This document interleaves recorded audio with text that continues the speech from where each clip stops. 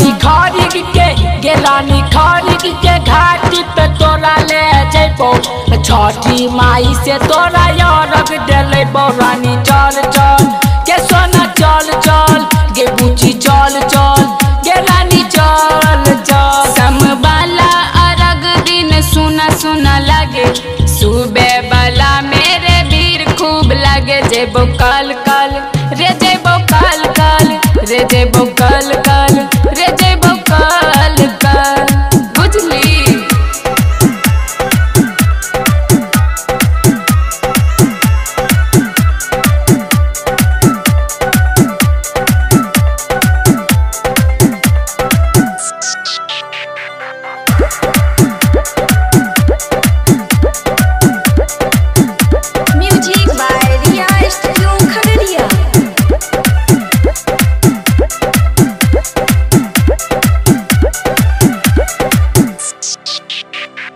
छठी माई के यारक देली माना खुश होइतो सुतल के भाग रानी सब खिल जाइतो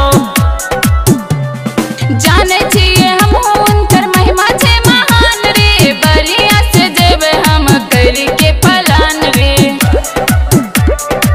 पैदल ही सुने तोरा बुलेट पे ले जेबो।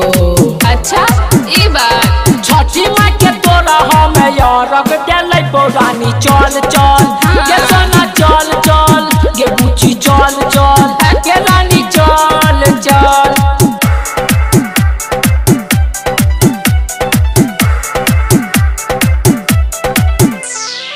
म्यूजिक डायरेक्टर धर्मेंद्र राज।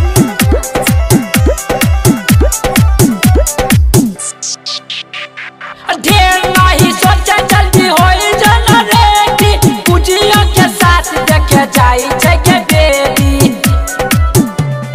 बतलही मान हम जेबे भोरे भोर रे छठी माई के दर्शन करबे दोनों हाथ जोड़ रे। छठी घाट पर